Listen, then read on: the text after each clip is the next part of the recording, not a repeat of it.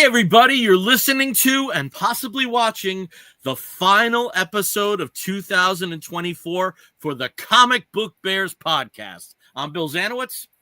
I'm Steve Morey. And I'm Caleb Alexander McKenzie. And we are your hairy, heavy homos that talk about comic books, but you don't have to be a hairy, heavy homo to listen in or possibly stream in. And we made it to the end of another year. We're almost at the holiday. And I'm exhausted, but I'm so happy to talk to you guys. It has been a long 2 weeks, and it just and we've got 2 weeks left for the year. That's it. At this time that we're doing this, just less than 2 weeks. Yep, we'll be in 2025. But 2025. It's amazing. We were just talking about when our last day of work was for the year. Yep. My last day was technically last Thursday. But I've been busy. I've been really busy. I was telling Bill before the show started, my last day is tomorrow, and I don't have to go back till the first week of January. January 6th, I think that's the Monday I'll go back. Nice. I've taken 2 days off this entire year, so I am due and I am tired. I always end up losing days. Yeah. And I get a considerable amount. I think I'm at 33 days.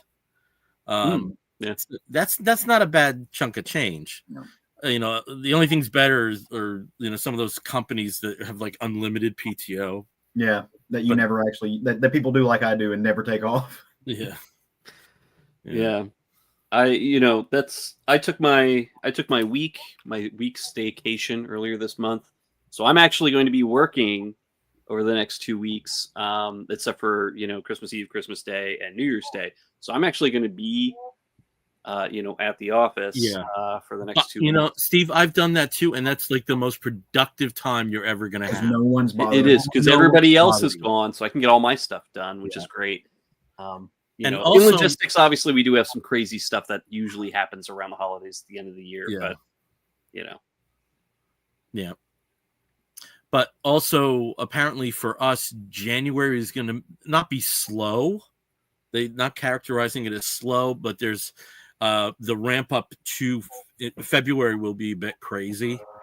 So I may end up taking some more time in January as well. Maybe like extending Martin Luther King Day by like a day on one end and a day on the other. I want to travel. I haven't traveled in ages. I am going to do a better job and that's going to be one of my resolutions for the next year, even for what they're worth, is like doing a better job of like scheduling time off throughout the year and actually taking it.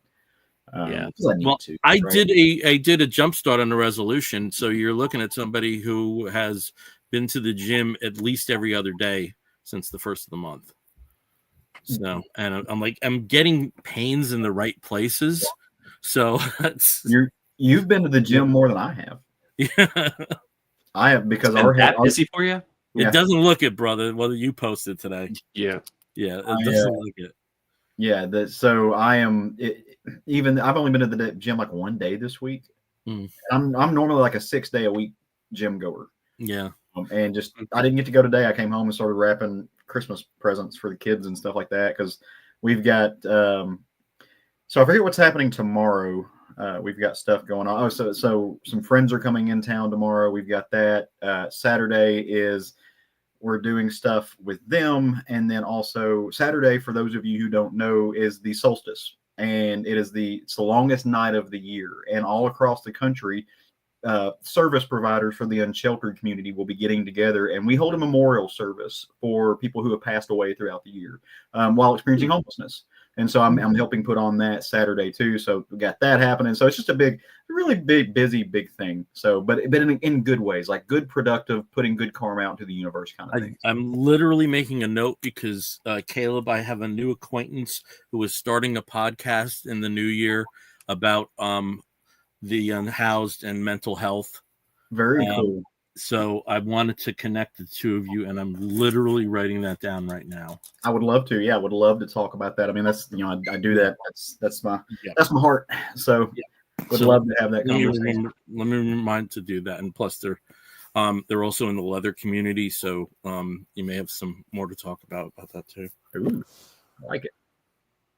That's going to be an interesting podcast. Yeah.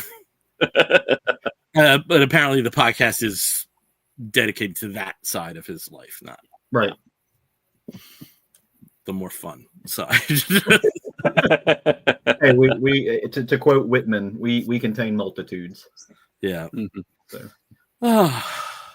I'm so happy to talk to you guys. I'm so happy. Yeah. Because it got to the point where, like, am I ever going to get here? You know, it's like, it's just like, you know, and there's also like something weird going on with Facebook because it seems like it's reviving posts from a few days ago a lot now. Yeah. So, you know, I typed out, you know, I always have to deal with seasonal depression because I'm the last of the family line and everybody's gone, and the holidays were always a very happy time for me, and I don't have that anymore. And that post seemed to be getting a revival, so I'm getting all these like messages as if it was contemporaneous to today.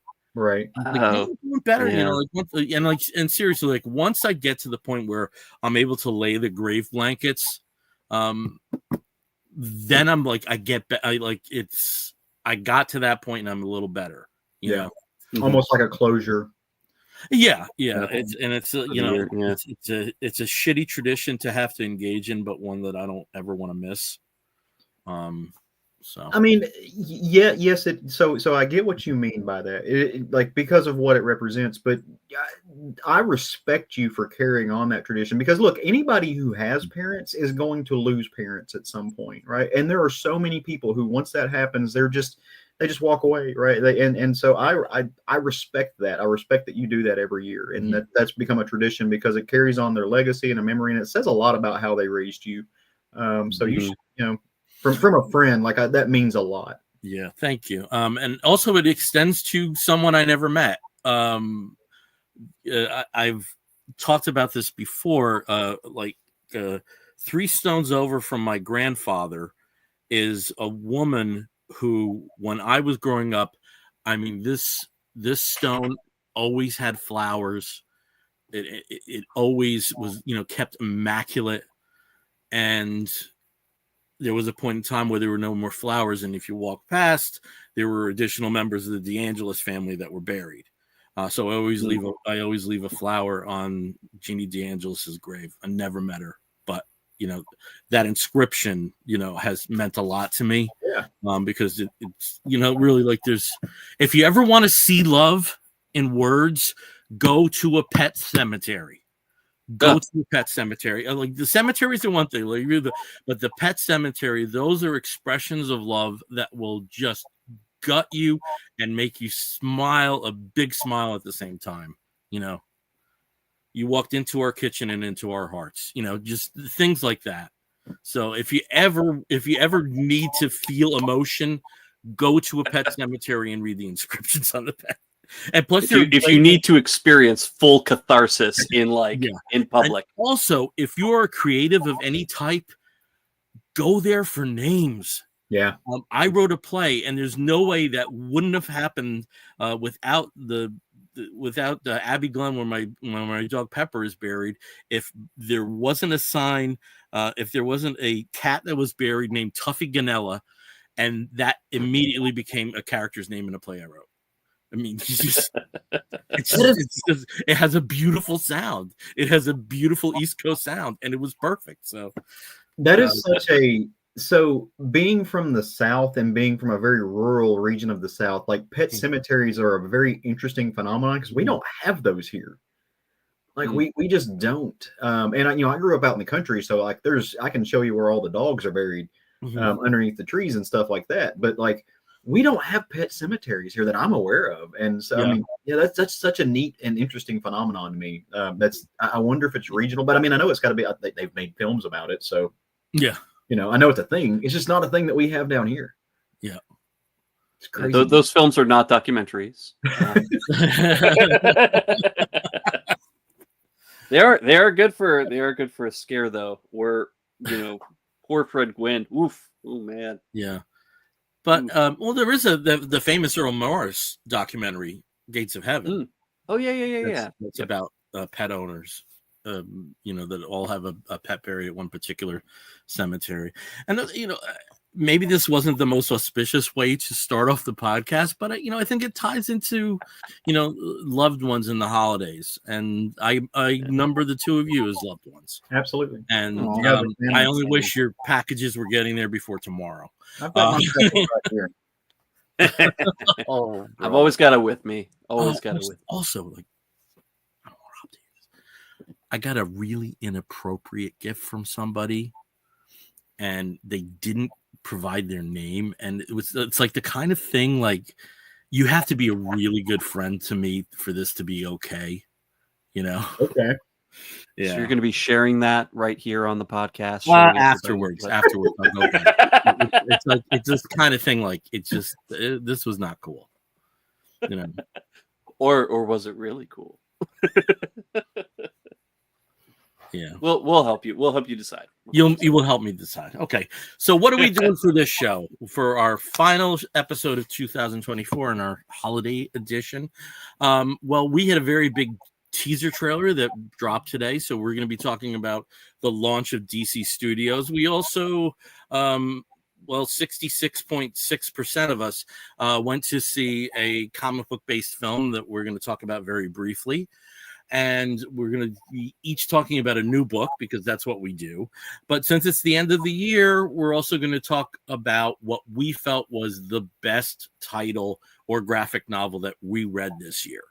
So it's kind of, it's not a lot of terrain, but it's still probably going to be a very packed episode. Sure. Oh, yeah. All right. Oh, boy. Okay. Where do you start with the Superman trailer? I mean, I don't know. I'm gonna start with Guy Gardner's bowl cut. Yeah, which is Nathan Fillion. Is like comic accurate. It is. I saw that and I about fell on the floor laughing. But it's both, like, it's that thing where you're laughing at it, but giddy that it works. It works so well. Yeah. Well, just to give people background, if for some reason you're watching this show or listening to the show and you're unaware of this, the teaser trailer dropped for the upcoming James Gunn written and directed Superman, which is the first of the new DC Studios, DC Universe titles that is going to be theatrical. We already have the first DC Studios, narrative film, because the first one that was released under it was Superman, which was the Christopher Reeve documentary. That's actually the first DC Studios project. But in terms of the narrative universe, we have the animated creature Commandos, which we'll be talking about also. But the Superman trailer dropped today for release on July 11th. And I know it's July 11th because I saw that trailer like 60 times today. It was just on repeat. And we got Crypto. And we got other heroes like the aforementioned Guy Gardner and Hawkgirl and Mr. Terrific. And Metamorpho, which was but you had to look really closely for that, brother. Yeah. You had to look really closely for that. I thought it was an exquisitely crafted trailer. Just completely divorcing yourself from whatever the topic is. It was just a really well conceived trailer. And I was just smiles hearing the John Williams music, but in a very different context. And very quick images, but all of them kind of spoke to me. And to me, I'm watching this and I'm seeing that's Superman. Yep. What I saw there was Superman as I know him. And I was very, very happy. Very, very happy. I mean, we've been waiting for this film, I think, for the past 2 years at this point. And I wouldn't consider myself a Superman super fan, but I have been reading every article. I've been checking out every every behind the scenes photo, every post about like, oh, here's a new costume angle, here's this, and and it's just sort of been building and building and making me very giddy. And then of course yesterday we had sort of like a teaser for the teaser, which any other time I would roll my eyes so hard they would fall out the back of my head. But I was like, I saw the teaser for the teaser trailer and I got goosebumps, and I'm like, what is this? This isn't even a full trailer. This is a trailer for a trailer for a trailer. Like, what's going on? And then of course today they dropped it, and actually, like, I absolutely agree. It was so well put together as a trailer, like as something that's supposed to really drag you in to like grip you and say like, I definitely want to see this movie, without giving away the entire plot. In fact, there's who knows what the plot is based on this teaser trailer. I mean, we've got enough information, I think, to piece together a bare minimum of a plot. But we get these beautiful moments that are really cool and unexpected for a Superman movie that we haven't really seen in live action before. We haven't seen Crypto. We haven't seen Guy Gardner as Green Lantern. But it's just it's just really fun. And the way that David Corenswet looks as Clark Kent and as Superman, the way that Rachel Brosnahan looks as Lois Lane, I mean, these are just great interpretations of the character. Yeah. Costume-wise, the way that they're styled, like everything, you're just sort of like, I get it. Like, here's this big hulking dude with a crazy weird perm and big glasses, and he hunches very similar to how he's depicted in All-Star Superman.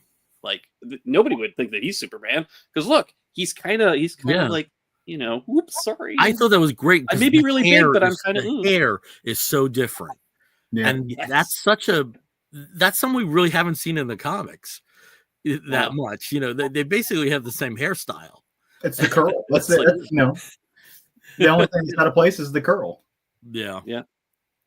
But no, I thought this was really cool. And, you can probably see about 1 million at this point, different reaction videos to the teaser trailer. Yeah. But some of those were fun to watch, because I was like, wow, they are feeling exactly how I'm feeling in this moment watching this for the 6th time. So I'm excited about this, right? Just because.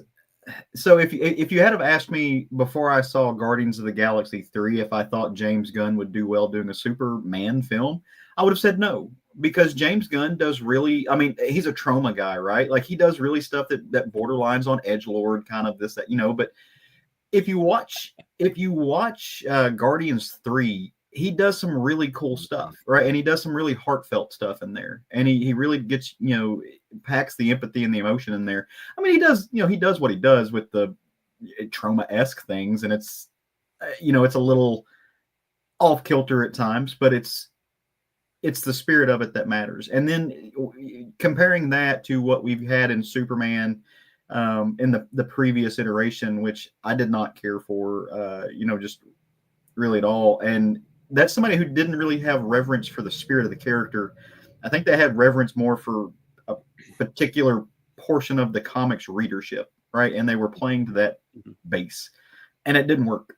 And so this, I feel like this does have reverence for the spirit of what Superman is supposed to be. I think it's going to be really fun. I mean, there are so many neat little things packed into that trailer that just flesh out the DC universe. I mean, and this is the same guy who gave us Weasel, right? Like, this is by the same that same director, so it's gonna have some really cool and quirky things. But I feel like he got. I mean, who knows? It could just be the way the trailer's edited, but I feel like he gets it. I feel like he got the character. I mean, you do get scared because trailers can be a bait and switch. Yeah. To ask any whole fan. I'm still waiting for the Prometheus film that was in the trailer to what we got. Yeah. That is the most amazing trailer. And we didn't get that.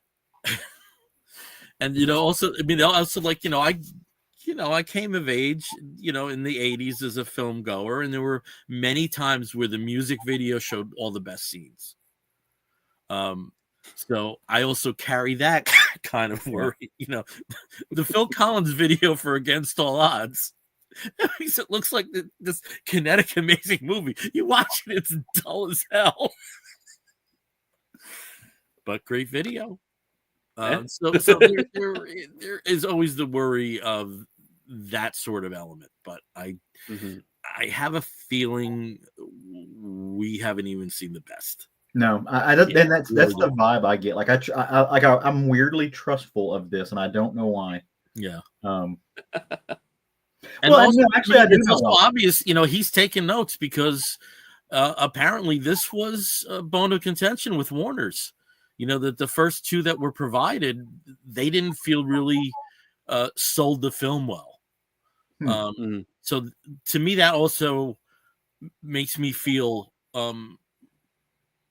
optimistic about the future, because this is a filmmaker and he's basically heading this entire division from a creative standpoint, that has a tremendous amount of power and a tremendous amount of say, yet he's listening to other people, and that makes me feel good about the future in general, about what we might see with DC Studios. That being said, though, I'm going to be that guy. I want the studio to keep their hands out of it, because movie by committee has not served them well. So not DC, no. Not DC. So just don't do that. He's an auteur. He is. Let him do his thing.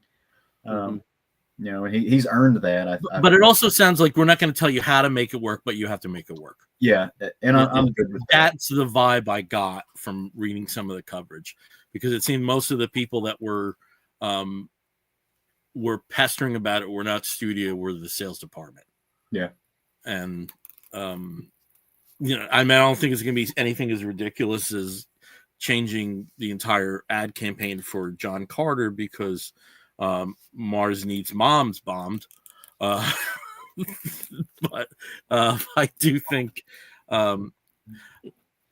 an ability and an openness to listen to certain people is helpful, and when there's so much on the line here. Yeah. But looking forward to it, and we'll be talking about a lot more over the next 7 months, because we'll be anticipating it's a long way to July 11th now. And but something that we like a kind of connection for me, because the very first movie I ever saw on the first day of release was the first Superman. Okay, that was the very first movie. Not even Star Wars. Star Wars I saw on the third day, because I was lucky enough to be in a market that had it in 70 millimeter. And it was like in 16 theaters. It was only like 2 miles from me. But that was the very first movie I ever saw on the first day of release when I was like 12. Yeah. That's awesome. Set the bar pretty high. Yeah. So, but at least one thing we don't have to wait for, that's part of DC Studios. You mentioned the first film was Super/Man, which is the Christopher Reeve documentary, which if you want to have a great cry, there you go. But there is something that is a weekly series, animated, that is currently running over on the Max streaming service, HBO Max, and that is Creature Commandos, which, Bill, and you and I have been watching this. Oh, it's so good. And, just Caleb, to your point, think of the first 2 episodes as Guardians 1 and 2, then you get to the GI Robot episode and you get your 3. I mean, for a robot that just loves to kill Nazis. And that touches your heart in a way that's really all I needed to know about him. I'm already like a bullet to the heart. It's just so good. Or an explosive round to the temple. Either way, it feels it's very impactful. And then I have not seen the episode that dropped today. Have you, Steve? Okay, I have. Okay, because that was a hell of a last line last week. So, am I going to be happy? Yes. And it's definitely, it is a transition episode. So, there's setting up the next part of this storyline. But also flashing back to the Weasel and a very seminal moment in the Weasel's life, which the Weasel, of course, is it's a joke. It's a running gag that it's this crazy character that is constantly licking himself and like eating things and just being wild and crazy. But there's actually a very, poignant moment in his life that becomes a disaster and really sets him up for, it sounds like that's like something all of them are sharing. So. Yes, they all have like these horrible moments in their lives that demonstrate that they are not monsters. This is the premise of this is that because Amanda Waller is no longer allowed to use humans based on what happened after the Suicide Squad, she is forced to use monsters that are imprisoned at Belle Reve, and most of these are monsters mostly in just physical attributes, but maybe not so much in what they've historically done. Obviously there's some crazy supervillains in there, but each of these characters is getting sort of the reveal and their history and their past and how they ended up kind of where they are. And I believe it was the second episode we had the history on the Bride that also reintroduced us to Frankenstein's monster, who is played by David Harbour. And this episode, episode 4, he is not a bright man. I love how David Harbour also with the plays Bride episode, you had an incredibly touching sequence of events, and then you're treated after that to a montage where I was rolling on the floor. Oh, absolutely. Yeah.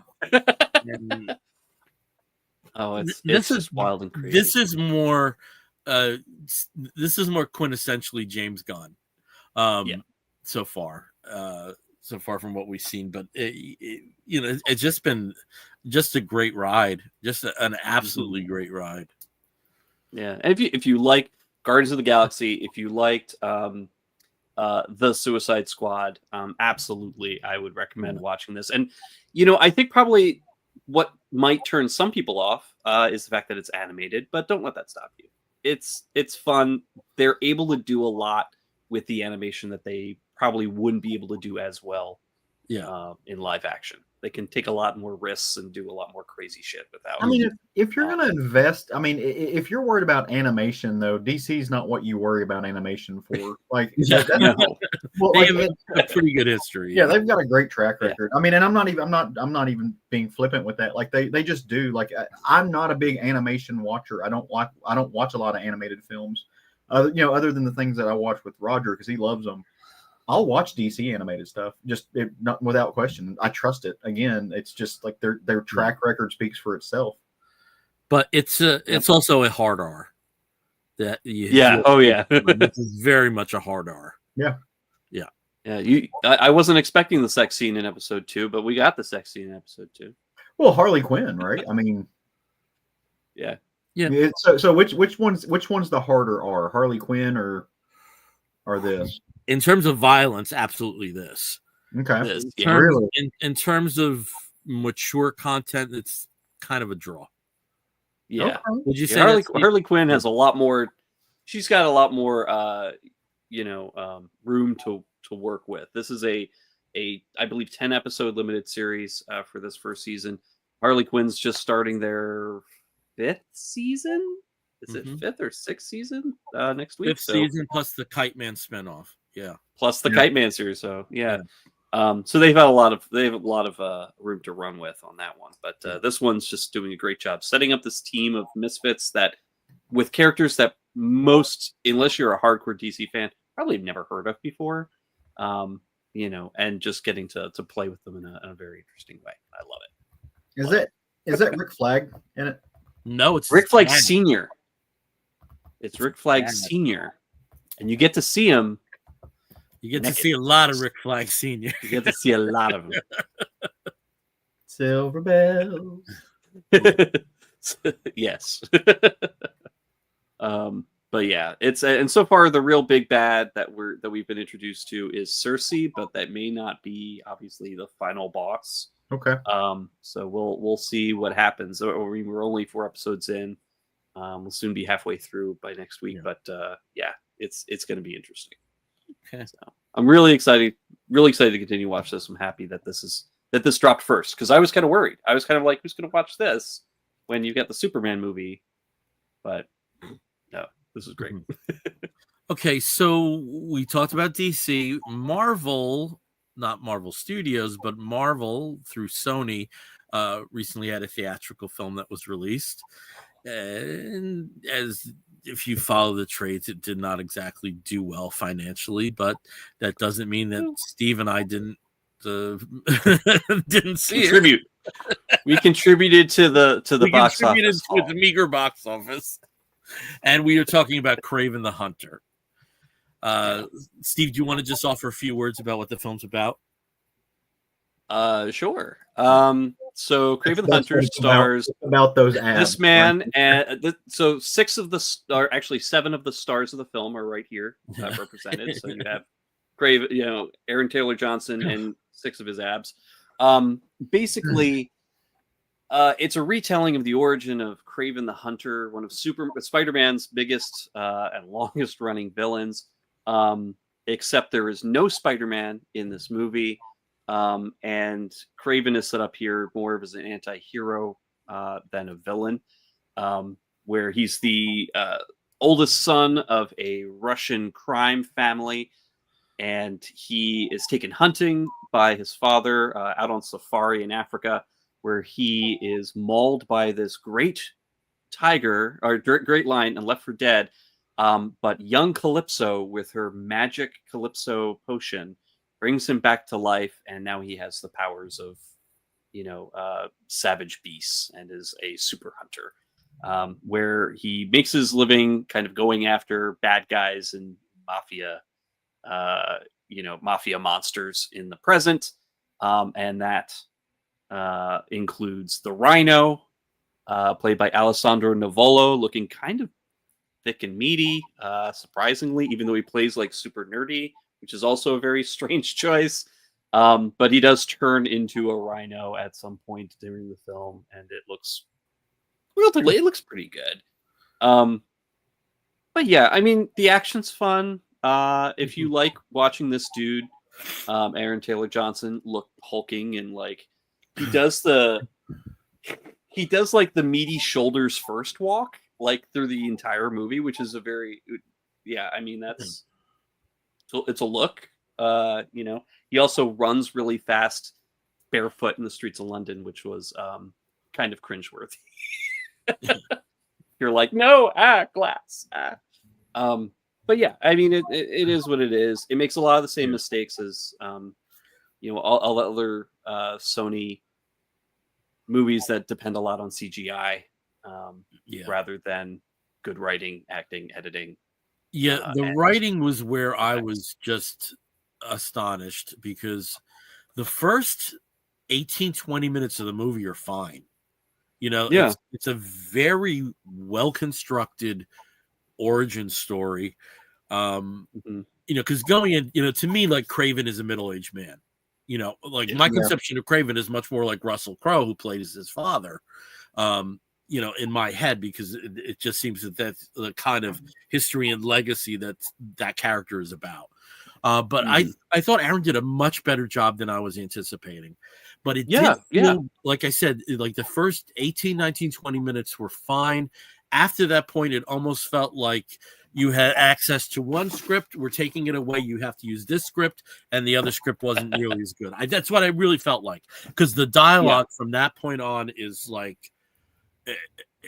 it's preposterous that anybody would talk this way in these circumstances at certain points. Well, the ADR that was used is very clear. Like, okay, we're doing some ADR. So it's like, did you have a completely different script that you were working with, and then in the re-edits use the same footage but just replaced everybody's words? And there's some very obvious scenes, and it's kind of distracting, actually. Yeah. And I thought going in, like, hey, when it started, I thought, hey, we're in for like a fun Die Hard type of movie, even if the dialogue, like, I'll just throw Die Hard out, like, I want blood, if we got that, I would have been okay. We didn't even get that. There's some very good. I mean, there's 2 Oscar winners in this film. Yeah, in the principal cast, and Yes, they just didn't have they didn't have a good cook. Let's put it that way. Yeah. They probably had a very good cook, and he quit like before at the appetizer. Because I really do think if you just saw the first 18, 20 minutes of the movie, you think, oh, I really want to see this film. I thought it was pretty good. And things that I forgot about from the comics, how like who his half brother is. That delivered. That was like one of the issues from the script that I did say it would say delivered, but I don't know. They just never gonna get Rhino right. I mean, it's for some reason we've had two different rhinos. I think two, maybe two three rhinos, and I just think cinematically, for some reason, it's just never really gonna work. Yeah. See, but there's some good action. There is some good action. There's some very good action sequences. Some scenes that are a lot of fun. The effect with the foreigner is interesting the first time you see it. Yeah. But then when he does it again, you're just sort of like, is this, can we hurry it up? Yeah. That was the thing. There were various points in the movie where it's like, can we hurry this up? Yeah. Yeah. Like, let's get to the end point here. It's just hard to believe this is the same guy who played in Kick-Ass. And Quicksilver. Yeah. And Quicksilver, yeah. And Quicksilver. So, I mean, I haven't seen it. He's thick. Yeah, he is. Well, he's not thick enough. I haven't seen it, so I can't speak to or critique the film. But like when I think of Kraven, I think of somebody who's a lot thicker than what he is. Yeah. He's not nearly like honestly.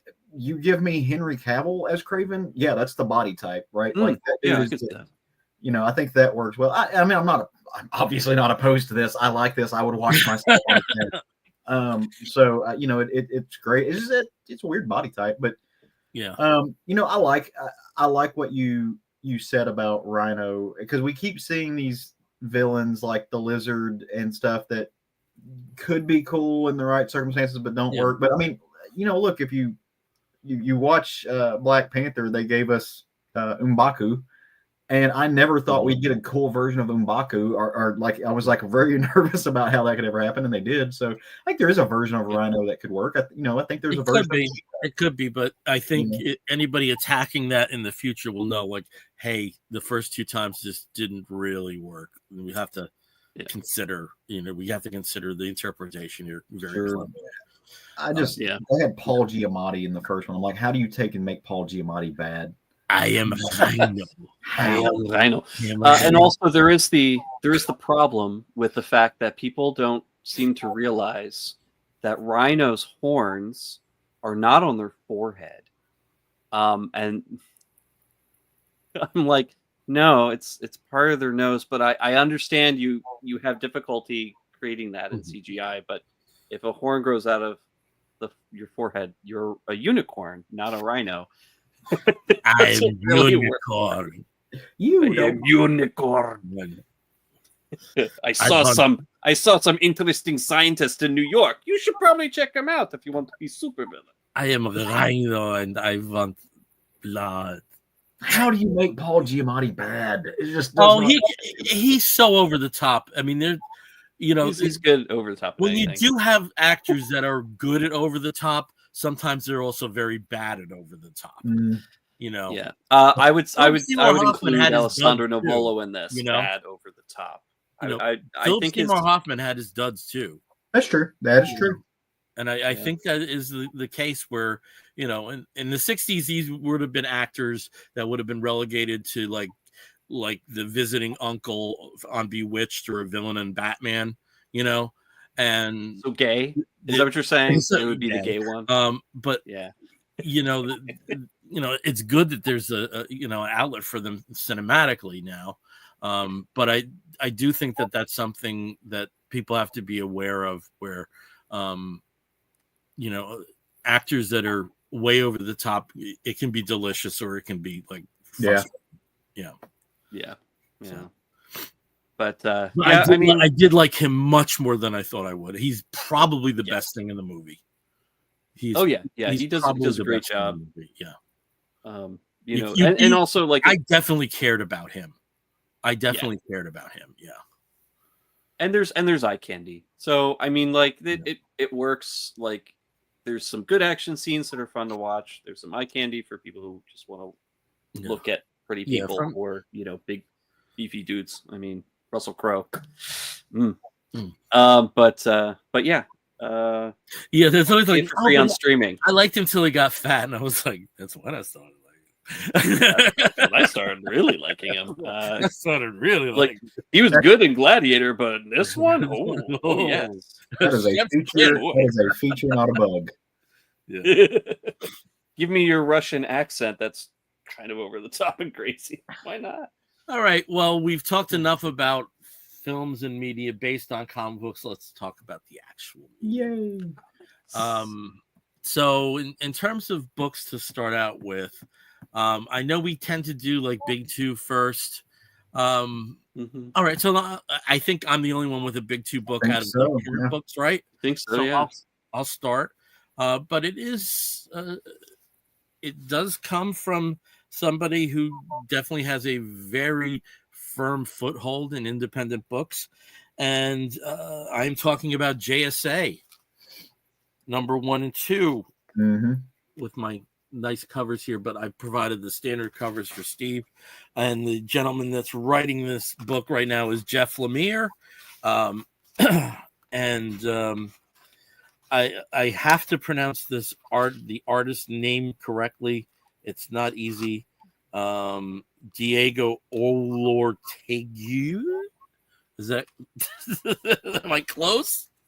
Okay. I would say it's either Olortegui or Olortegui. Yeah, something like that. Okay, so anyway, here we are. We have a new ongoing JSA book, which is just after the wrap up from Jeff Johns' decades-long involvement with these characters. And where is the JSA where they start in this book? Well, they have reformed, and they've reformed for good. And, one of the best things about particularly John's run is it was cross-generational. And that's where we start, but that's not where we finish. So you'll see some of the characters here. You see some of the older characters like Jay Garrick, Flash. You see Ted Grant as Wildcat. You see a bearded Alan Scott, who has become, I think at this point you can call Alan Scott a gay icon. I really do in terms of comics. I think he's known for that. And you also have the younger Rex Tyler as Hourman. You have Green Lantern's kids, Jade and Obsidian. You have the Kaled version of Dr. Fate. You have the younger Dr. Midnight. So that's where we start, but that's not where we end up, because with this team reformed, very quickly members go missing, and one is in critical condition that they did find, who was Jakeem Thunder. So they were attacked, but the team with Jade left as the chairperson does not know what precisely happened. And, Jade's on a team with her brother, Obsidian, and, sometimes Jenny Lynn and Todd, they love each other deeply, but they're not always on the same side of an issue. And we see that here completely with Obsidian and Yolanda, the younger version of Wildcat, and Jesse Quick. They're kind of forming their own sort of faction within what's remaining of the team, with the others a little closer to being in line with Jade's line of thinking. But the first thing is to figure out what happened to the missing members and who specifically attacked Jakeem Thunder that put him in the hospital. And as they start investigating, it's pretty clear that there are some figures like Johnny Sorrow that may be involved, but what we're looking at is a new incarnation of the Injustice Society. Now, the first issue comes with a fantastic last page, a fantastic cliffhanger, which is pretty Lemire, I have to say. He's very good at the buttons on his individual issues, and this definitely had that. And then the second issue explores why there's a schism between the brother and sister and the other members, and also what specifically happened. We don't have the full story, but we have enough to, again, keep you on the edge of your seat. So if you've liked the previous versions of the Justice Society, there is so much to sink your teeth in. But if you've also never read a Justice Society book, this does give you a very, especially with what essentially is the comic book equivalent of a montage within the first 4 pages to bring you up to speed.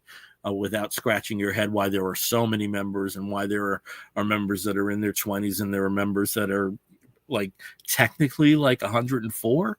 And it all makes sense because he's a very good storyteller. And that's one of the things I really like about this is there's so many nods to the past. Here this is pretty damn close to the cover of All-Star Squadron #1. Which is a JSA aligned series with, in that case, they were picking members, but here they're fighting about them. But I really liked what Lemire brought to this. He brought his voice. I've always loved when he does superhero characters. I've always loved it as much as I love his own stuff and his weird takes on the world. I really like when he is kind of limited by what's in that particular sandbox because he still is always able to provide that very clear, distinct, singular voice through it. And the covers I have, they form like a poster, and this is Jeff Lemire as artist. Oh, nice. There. So, and you get all the members. So, and again, a very good superhero book. It's sometimes you get some big name artists, and it's like a horror book disguised as a superhero book, or it's a comedy book disguised as a superhero book. This is a superhero book, and I'm very happy it exists. So that's the book I want to talk about. JSA. First 2 issues are out. See, I will be getting my first 2 issues probably in the next 3 or 4 days. Steve has the DCBS worries that I've had in the past, whereas I got my books really quickly. Yeah, I did not. Yeah. But yeah, I'm looking forward to this because it ticks a lot of those boxes that remind me of when I was reading back issues of Infinity Inc. And like the different JSA miniseries that they had out in the 90s that were just really fun. Yeah, those were. I mean, it looks to do all that plus bring in all the stuff from like the, from Stargirl's Crusade. I can't remember what the title was on that from a couple of years ago, but that led into the new JSA book, that miniseries that finally ended, I think, after about 1.5 years, 2 years. Yeah, there were a lot of delays. I think so many delays on it. I think it took 19 months. Yeah. Yeah, it took so long to get out those issues. But it also gave a very distinctive Jeff Johns coda to it. And now, because I think anybody who tackled JSA is going to be compared to the Johns run, which is wonderful. I'm sure. Absolutely. Which is absolutely wonderful. And it's why he became one of the biggest writers in comics. I think even more than Green Lantern, because I think this was really where you saw somebody strut their stuff. So I binged when I started getting back into superhero comics just right before New 52 back in 2011. Before that, I took like a whole summer and I binged every Darkest Night, Brightest Day book and tie-in, and then did the entire JSA run from Jeff Johns. And just, I mean, it took maybe about a week, just like reading through everything, and I loved it. It had so many wonderful moments in it. Yeah. But yeah, there's no way there I'm ever glad in he's hell would have been a Black Adam film without that series. Oh, absolutely. No way in hell. What he did with that character storylines was just astonishing. Was just astonishing. There was so much potential with that character, and he saw it. And I don't think anybody else did. I never thought it. Well, Shazam too. I mean, Shazam had moments to shine. And like there are moments in that run where I just like the part where Nuklon. With Courtney and Billy have developed a relationship, but Captain Marvel appears as an adult, where she's a kid, but they're actually the same age, and they can't tell anybody, and it comes to a breaking point, and it's heartbreaking because I think everybody has been there where circumstances did not allow for a relationship you had to continue. I think everybody's been there to some degree, where it just there was traffic, and you just couldn't get to the same destination at the same time. And I think everybody's been there. So yeah, it's just great superhero-y stuff, and Hawkman makes sense, after more than 10 years of the most convoluted continuity, and it's still a mess, but at least when he was writing it, it felt okay. Well, if he didn't write that, then would we have gotten the Venditti series? I was going to say the Venditti run for me is incredible. Yeah, but the thing is, Venditti leaves. Venditti's over, and then it's a mess again. It's back to Nutsville again. But I think in Lemire's hands, if he has stuff to talk about it, anything to talk about it, I think we'll be okay. And this entire year was I would say last year and a half was a very good time for JSA fans, between Stargirl Mini, JSA Mini, Maxi, I guess, and the individual Sandman and Flash and Green Lantern books. It's just been a good time because none have been duds. Put it that way. Yeah.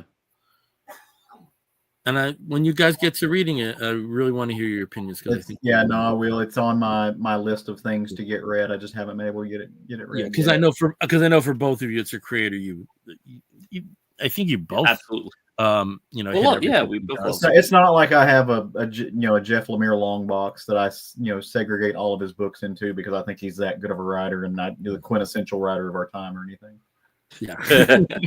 Well, and Bill, to your point, it's Jeff Lemire writing superhero stuff. Jeff Lemire's been writing the JSA for the past 6 years, but it's called Black Hammer, and he took it to all the places where now he gets to play with the kind of the DC originals.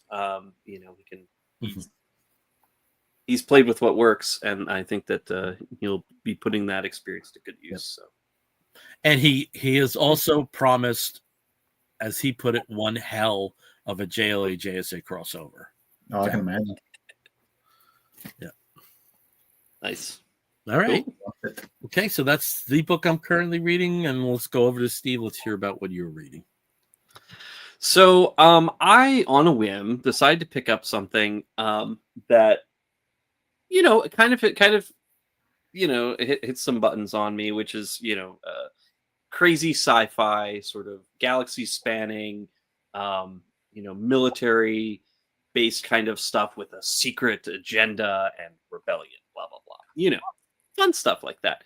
But what kind of intrigued me more on this is one of the latest books that's been co-written or co-created by an actor who's often featured in these types of films. And I'm talking about Arcbound, which is written by Scott Snyder and Frank Thierry, with creative input by Tom Hardy, the Tom Hardy of Venom and many other films fame. And basically, this works really well like a pitch for a Tom Hardy movie in many respects. It's interesting. It's fun. I wouldn't say it's a great book. I do think that both Snyder and Thierry have had, I think better collaborations in the past and with their own solo stuff. But I think it's a fun book. So if you're looking for a fun sort of sci-fi, bang, bang, lots of blood kind of shoot 'em up, it's got everything that you need.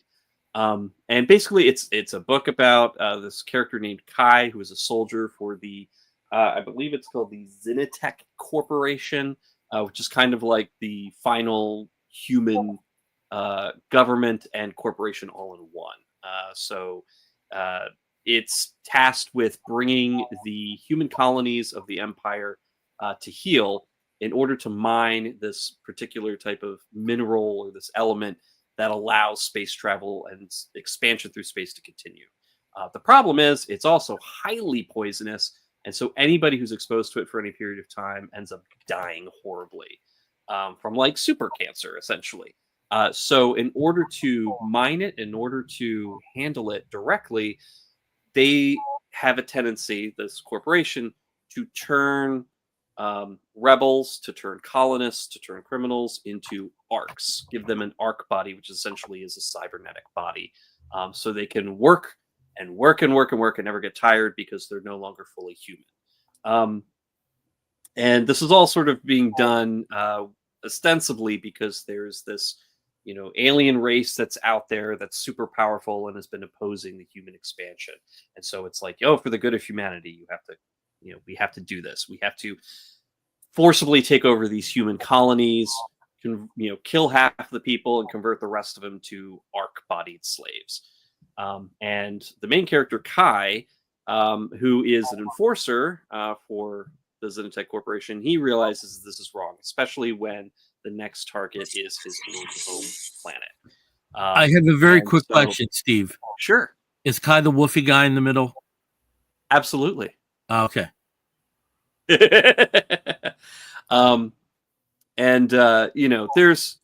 plenty of scenes of mayhem and people getting stabbed and people getting blown up in this situation, but he gets a message from an encoded server from Earth, and as it gets decoded, it gives him the truth about what's happening, where the colony that they're fighting against, the rebels, had actually tried to peaceably find a solution for this, that they had requested, like, yes, we can compromise, we can do this stuff, but the corporation decided, no, it's better to just massacre as many people as possible and then convert everybody else to slave labor.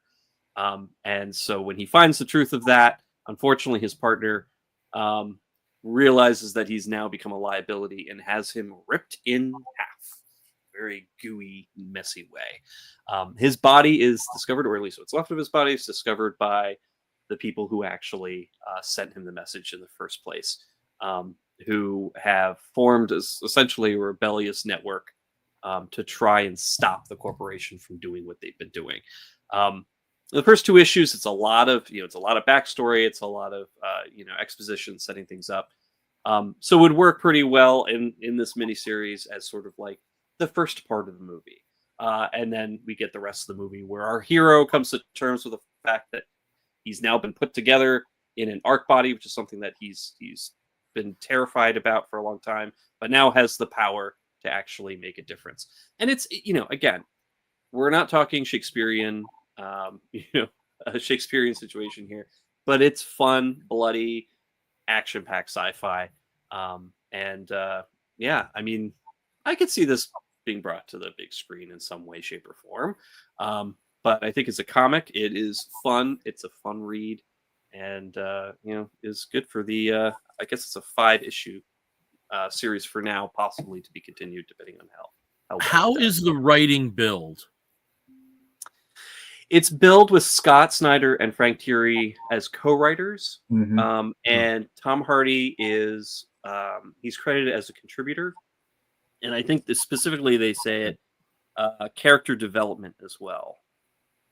So okay, I think Frank Thierry is one of the most underrated writers, along with Scott Beatty. I think these are writers that should have just been much bigger names, and he's also one of my favorite comic personalities with a voice like an underboss and just an exquisite sense of vulgarity. Yeah. So I did not know he was involved in this. So absolutely. I'm automatically 300% more interested in this now. So I actually say, like, definitely take the interest in that, but also be aware this isn't going to be the best writing that Thierry or Snyder have done. No. Because they have a sandbox to play in, and it's very well defined. It sounds popcorn movie. Yeah, it's the popcorn movie equivalent in comic book form. And, it's fun. The art, I have to say, I love the art. It's by Ryan Smallman. And he does draw characters in a very almost like elasticy kind of way, lots of interesting poses and action moves.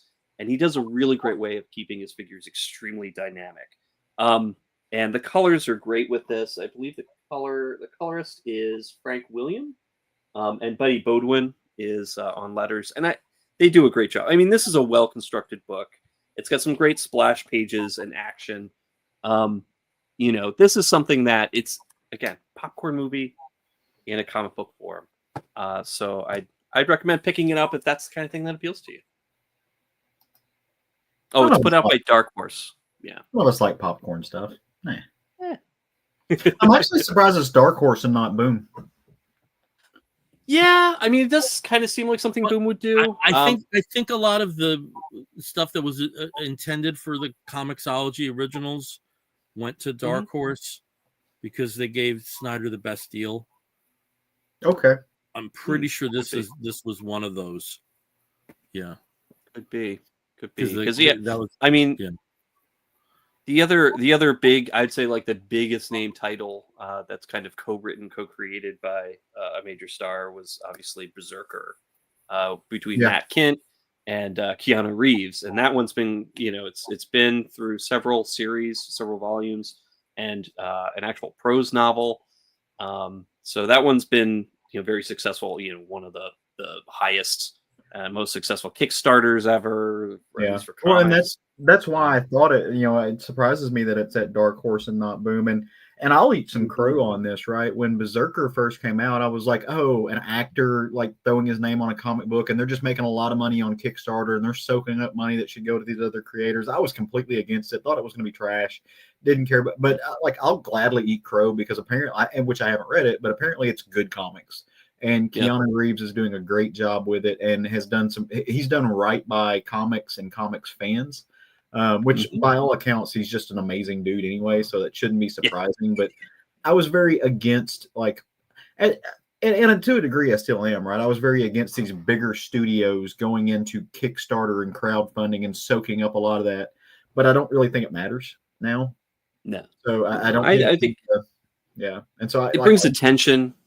Brings attention to where it's needed, and can help studios do what they need to do. I mean, we're in a very interesting rocky time when it comes to distribution right now. For very big reasons. And smaller studios and smaller titles need a lot of that extra oomph and push to get them on there and get people used to doing that, because there's a possibility that some of those smaller studios, some of those smaller titles will have no other option in a year's time.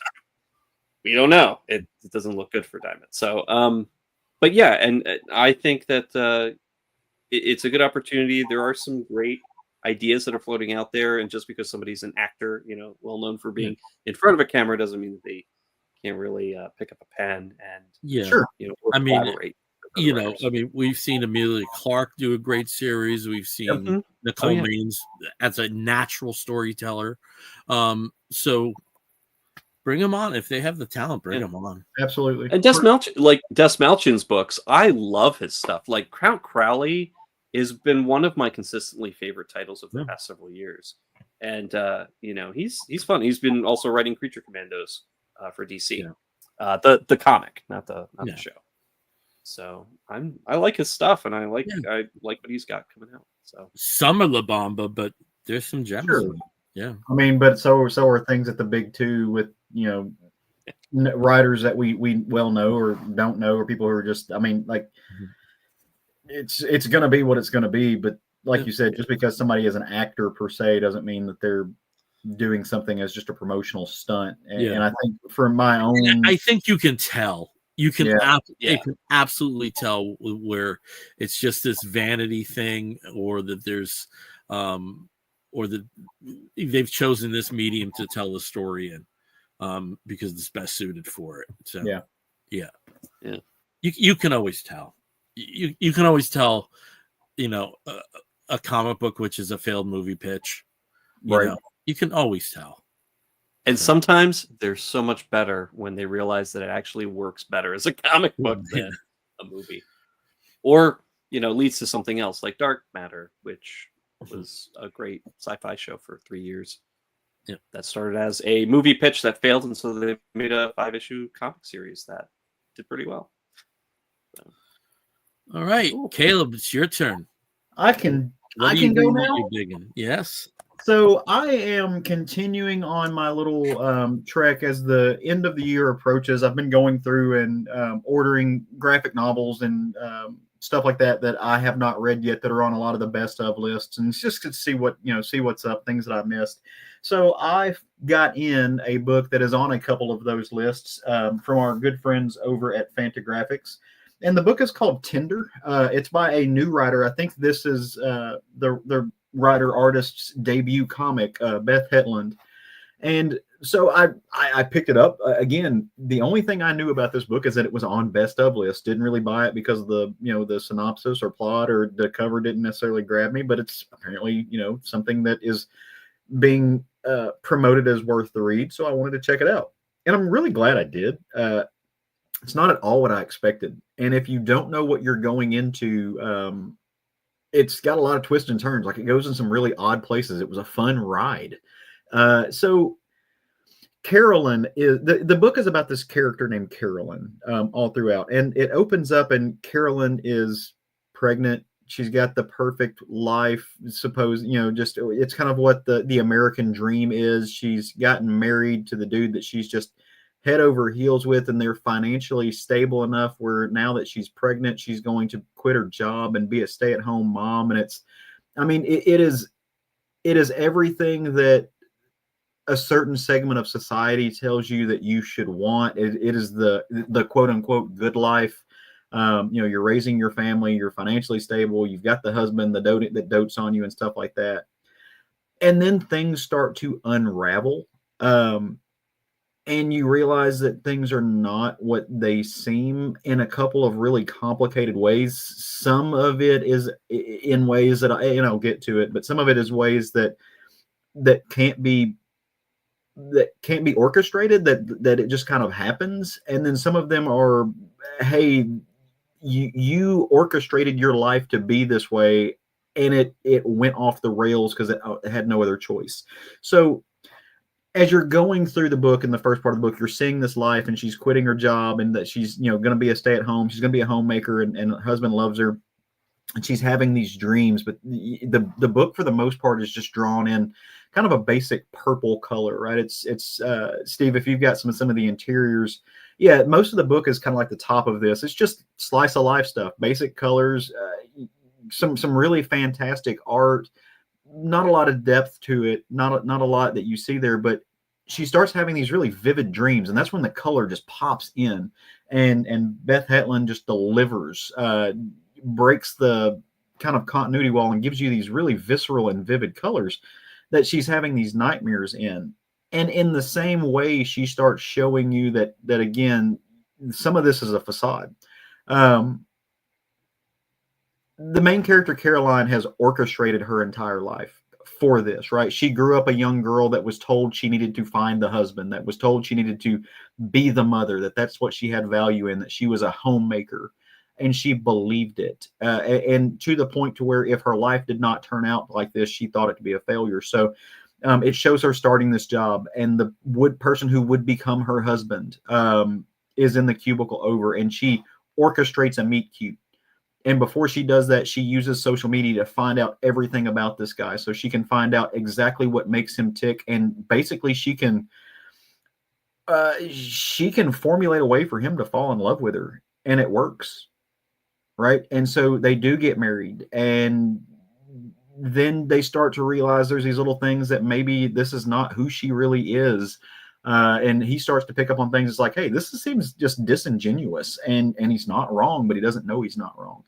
And then she gets pregnant, right? And she's doing all these things, but she has a miscarriage, right? Or at least the baby is stillborn. And that's when I say, like, some of this stuff is not, life just happens. It's not deserved of her. Nothing she did warrants that. It just, something terrible happens. And it hurts them, right? And she's trying to figure out a way to get her life, this good life, back on the rails. And she wants to be a mother, and so she's trying to figure out how to get pregnant again, and she's mapping out her cycle, and she's saying, hey, you need to come home from work and we need to jump at it and make a baby at this particular time. And he's just like, man, I don't know. Like you just gave birth to a stillborn like 90 days ago. I don't know. Like that broke my heart. I couldn't even hold my child because it wasn't alive, and I'm not ready for that. And she's kind of forcing it, which causes a rift, as you might imagine. And so their marital problems end up exacerbating, and he leaves. And so, as before that leaves right after they're trying to make a baby. And so she's got everything in her head wired up that she has to do this. And she's got this little socialite group of friends that are kind of the same. At least she perceives them as the same. They're all married and they're all, well-to-do. They're upper middle class, if not higher class on the economic scale. And they've got kids and they do brunch and they socialize and stuff. And, she won't tell them that her husband has left. And she starts telling them that she's pregnant, even though she's not. She's faking these pregnancy tests. And she goes to a doctor who's like, no, we checked your urine and you're not pregnant. And she goes back and tells all of her people, oh, yep, 12 weeks along, cannot wait. I'm going to be a mother. We're so excited.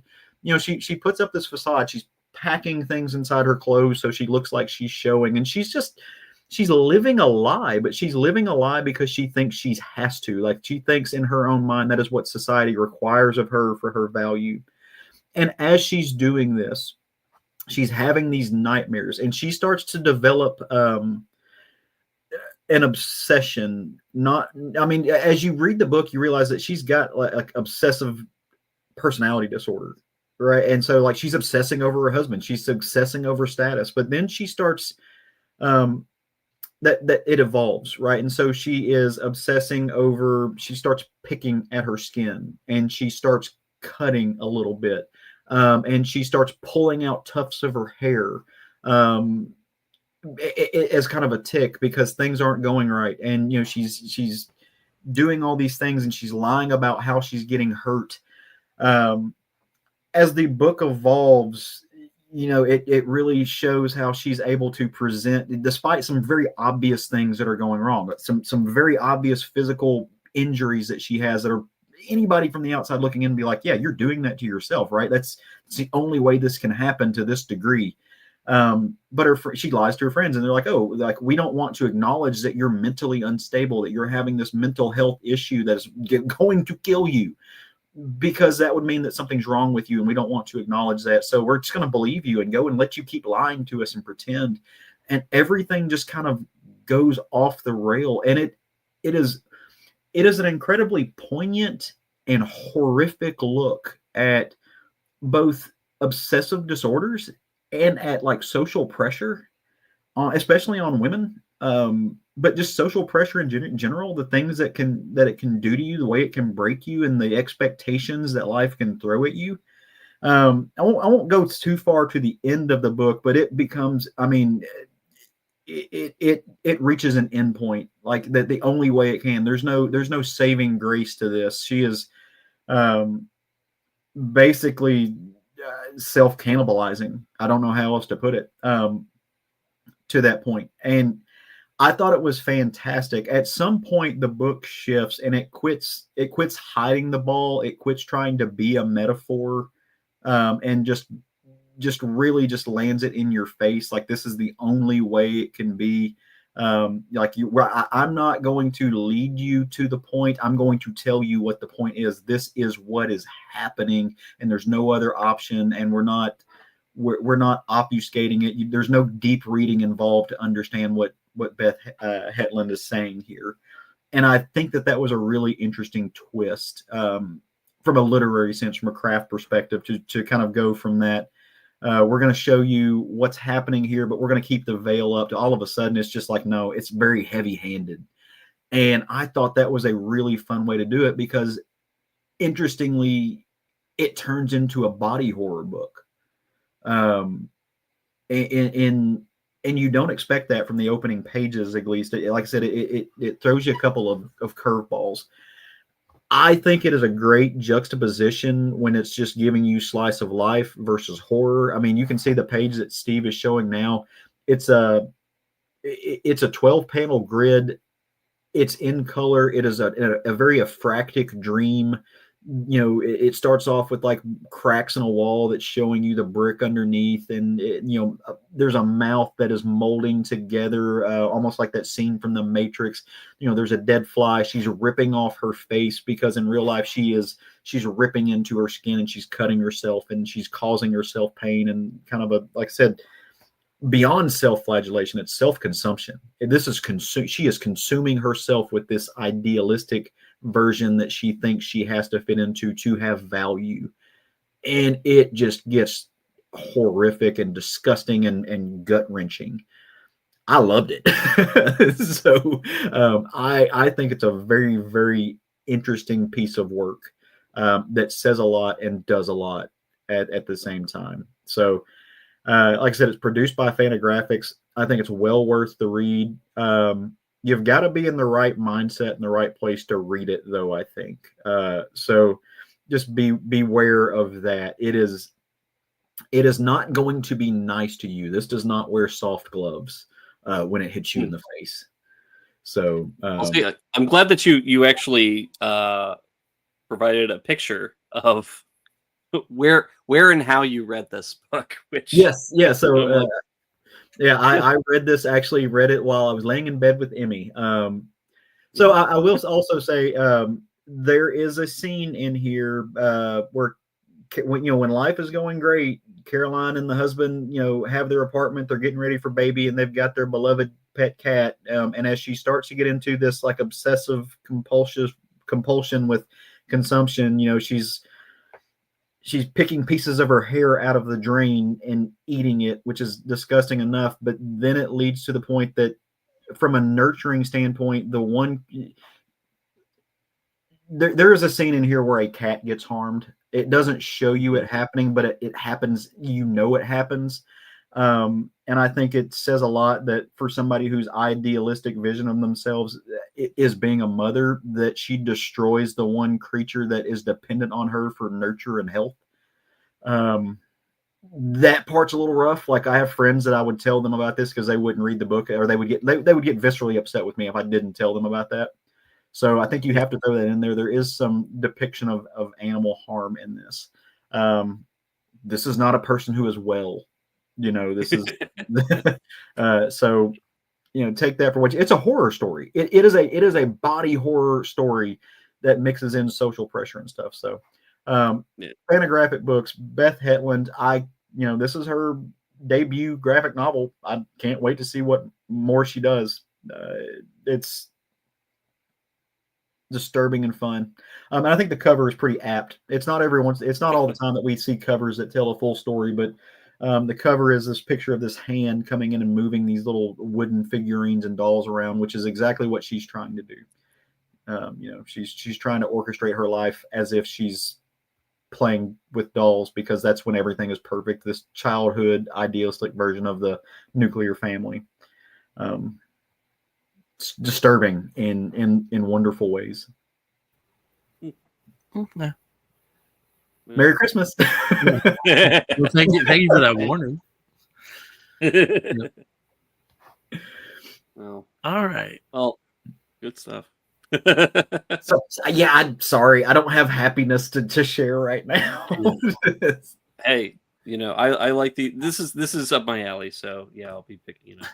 Yeah, it is really good work. The time of the year does not fit with what we're talking about, but it is good work. It is good storytelling. It's good craft, and it's a book that makes you think. And I've said this before, and this is a version of the book that this is where a book that makes you think is done really well, and the craft is there. But I've said before, I can have a book that doesn't have all the craft points and doesn't hit the high notes that it needs to hit. If the book makes me think thoughts and have these deep kind of introspective analysis of it, I'm going to find value in it. This is that, but in great ways. Like, it doesn't disappoint. It's not you're not sacrificing craft for it. So it's good stuff. Okay, cool. Yeah. Well, we want to transition to from talking about the current books to current, but a little more comprehensive in terms of 2024. So we're each going to pick our favorite comic series or graphic novel that came out within this last year. And for me, there wasn't any choice. This was one of the most easy. This was one of the most easy decisions I've ever had in my life, ever. It's so surprising. Yep. So my book of 2024 was Ultimate Spider-Man. Again, this started in January with Hickman and Cicchetto. Still the same team. That is this. Messina does some. I'm sorry, I forgot that Messina's doing the second arc, and then it's back to Cicchetto. But Steve, that's a little bit weird for the visual. I don't know if you can fix that or not. It's just I'm seeing it kind of blued out. No, it looks right on my end. It does not look right on my end. Try to go ahead and put it back. Okay, now I'm seeing it fine. All right. Anyway, so what you have here is some of the cast of Ultimate Spider-Man, and with the reboot of the Ultimate Universe, the maker, who was the very evil version of Reed Richards, manipulated how the original Ultimate Universe transpired. And one of the things that he did was prevent Peter Parker 20 years ago from getting bitten by the radioactive spider, which in turn turns him into Spider-Man. In his battle against the maker, Tony Stark was able to facilitate Peter receiving the same radioactive spider 20 years later. But where are we with this 20 years later? It's like it's the ultimate remix. It's very different. You have Ben Parker initially as the publisher of the Daily Bugle. The editor-in-chief is his best friend, a very different version, a very chummy version, a version I would love to have as a close uncle of J. Jonah Jameson. Peter is not super powered initially. He's married to Mary Jane. They have 2 kids, Richard and MJ. There is the Green Goblin, who instead of being an adversary to Spider-Man is essentially his partner in trying to take down the real villain of New York City, the Kingpin. So some things never do change. But what you see transpire through these 11 issues, and this is it's a great way to talk about how it's structured, because each story, the title is the month in which the book is published. So this is January, and roughly it does take place over 11, 12 months. I'm not sure what the plan is after issue 12. Issue 11 was the most recent issue to come out. If 12 came, it just came out today or something, yesterday or today. It would be very recent. So I don't have that one yet, but through the arc, we see these wonderful developments. Again, there's a reason why Harry Osborn has been turned into the Green Goblin and why he's not a bwahaha villain. There's a reason why we do see Ben Parker without May. There's again with these stories, everything that happens is kind of seismic. The introduction of the Sinister Six, and this is so brilliant. What the Sinister Six was, and you do see them depicted on this cover here, which is Kingpin, who controls Manhattan, Mr. Negative, who controls Brooklyn. You have the original Black Cat, Felicia Hardy's father, who controls the Bronx. You have Staten Island being headed by Kraven the Hunter. You have Brooklyn being headed by the not too much known about yet, Magneto. And if you know about New York, there aren't 5 boroughs, there's 6 boroughs. And the 6th borough is the subway system. And who controls that from the criminal element standpoint? One of Kayla's particular favorites, the Mole Man. Mm-hmm. So, who is what I want to see on the big screen? Why have we not had that yet? We've had Rhinos, but no Mole Man. It's bullshit. Yeah. So, I think remix is it's the phrase I always go back to with this. These may be familiar characters, but there's something there's a notch that's turned either lower or higher on each of them. And Hickman is such a great storyteller, and when he's non-cosmic Hickman, if that's a good way of putting it. He does flex certain muscles that you don't necessarily see in some of the, the greater world building, world ending arcs that he's been responsible for. And it's so great because the first issue, I think, really blew people's minds. It really did when it came out. And, in a year where we've also had absolute Batman and Superman and Wonder Woman, those have all been high quality, and the other Ultimate books certainly have their fans, and those are very different takes on those characters. I just think that it's so great that this kept this quality up through the entire year. It's so good, and that's my book of the year. Nice. And I don't think either of you are reading it yet. No. I'm all in with Absolute, which is great. Yeah. But the only Ultimate book that I've been reading is Ultimate X-Men, which, although it is a very unique take on the different X characters, it's not for everybody. It's all right. But has it kept up its quality from your perspective? I mean, it's Peach Momoko, so it is as expected. Like she's very consistent in her quality and in her art style, in the way that she structures her stories.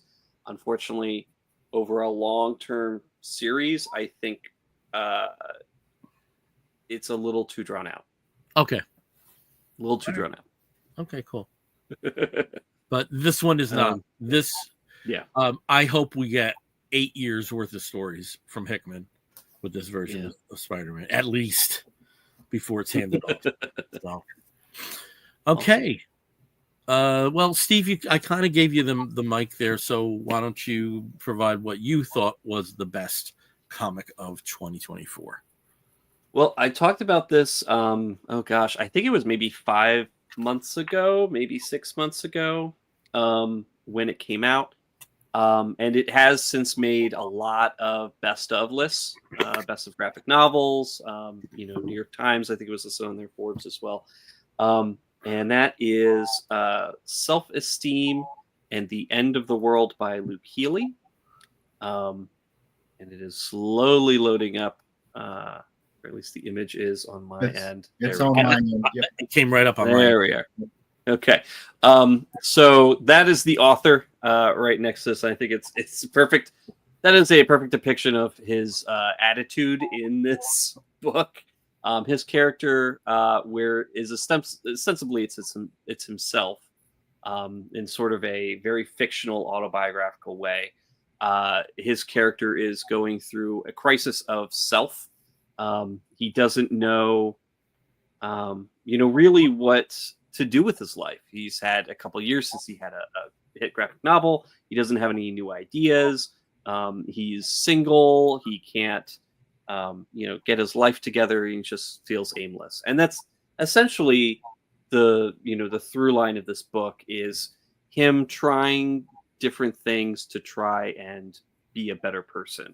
And throughout it, he punctuates a lot of his, settings with, different self-help mantras that pop up that he reads. He has other characters that sometimes don't even have anything to do with his own story, acting out sort of skits where they're presenting their own lives, and occasionally he throws in a little bit of a very profound question here and there in very inappropriate ways, like asking people about how they feel about about their impending death, or do they feel like their life is relevant or has any meaning. It's a very interesting book and can be a little bit deceivingly depressing, but there's a lot of humor, a lot of self-deprecating humor in this that can kind of lighten the mood a little bit, even though he's really sort of going through this internal crisis on the page. And in this, it takes place over a course of 10 years. And in his version of 2024 to 2034, the climate crisis has reached, a peak. LA is underwater. Palm Springs then gets flooded. All sorts of things happen. They make a movie based on one of his short stories that he did in the mid 2010s, which they do include in the back of this book, which is really great. So you can actually read sort of the original version that they are now trying to make a film of in this book. It's really a great, unique read. Luke Healy, if you've ever read anything else by him, he did The Con Artists back in 2022. He also has done a series of strips for several years now called Dogs Having Dates, where it's basically himself as a dog dating other dogs.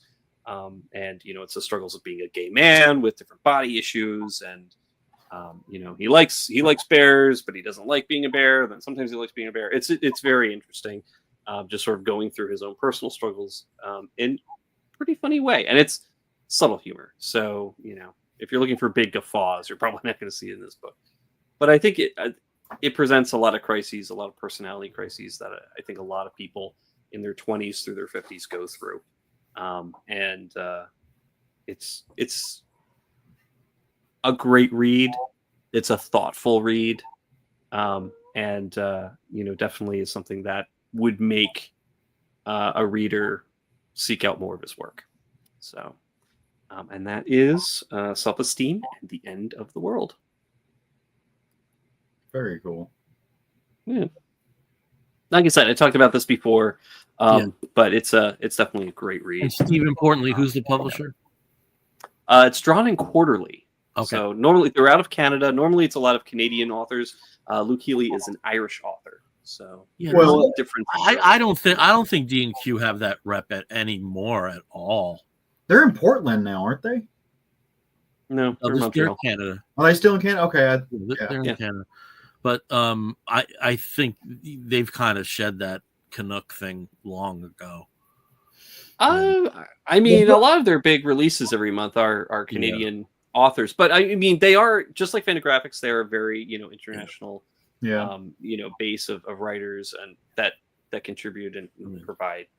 They provide a publishing platform. I mean, the biggest selling book ever is reprints from the 1920s. So, with Walton Steesick. So, Gasoline Alley reprints. So, they have had some really great success in the past couple of years. Ducks, I think, is one of their biggest sellers by Kate Beaton, which is a great book. Wonderful book.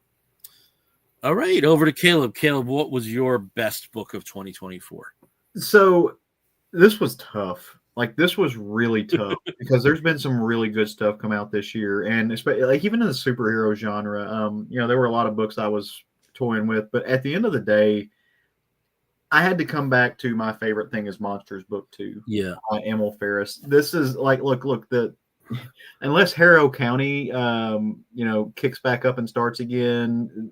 My favorite thing is Monsters is probably in my top 3 favorite pieces of graphic literature ever. And so so in many ways, this was just anticipation, right? So why I love this book is because we weren't sure if we were going to get it.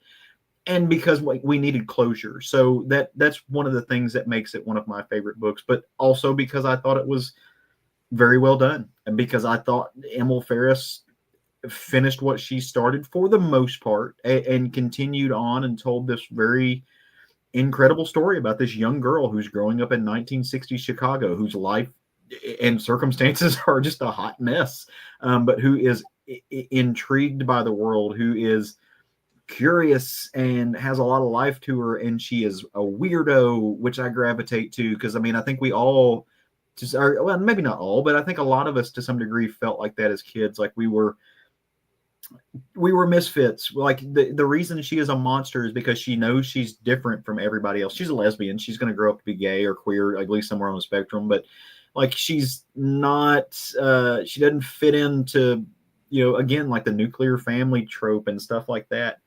At the end of book 1, we learn that her mother has died. And that was a very impactful moment for her because a lot of the first story, she's dealing with loss. She's investigating a murder that took place in her building. Somebody that she cared a lot about, or at least knew that was an important figure in her life as they live in this basement apartment in Chicago, and she's seeing links to things everywhere, like the Green Men, to the same kind of conspiratorial nature as mafia stuff. And her brother Dees is an actual gangster, who that she both idolizes and looks up to, and is also slightly disgusted by, and just does, realizes that he's not the best person. And her world is odd. It's interesting, right? It's full of quirks, as she is trying to figure out how to decipher both the way that she reads the world as somebody who's obsessed with comic books and mystery and stuff like that, and who is left to her own devices, but also the hippie movement is affecting her, like living in a 1960s Chicago where mafia and gang violence is a very real thing in her world because of her brother. Being raised by a single mother at this time is a big thing, and Emil Ferris deals with all of that. What it means to be a young person who doesn't fit in, and to have a girl who is not white, but white passing, fits into a white world, to have friends who are black and who are queer, and who she talks with street workers, and just the weird ephemera of the world around her. And what I love about this book, and the same thing I love about the first one, right? It's done in ballpoint pen. It's done in colors, but it's ballpoint pen. It's on actual notebook paper. It's just fun. The book is not without its flaws, right? So if you know the history of this book, there was a lawsuit involved. I think basically Fantagraphics had to file suit to get a manuscript, right? To tell her, hey, like, we gave you a huge advance. You need to finish this book. The book is not finished.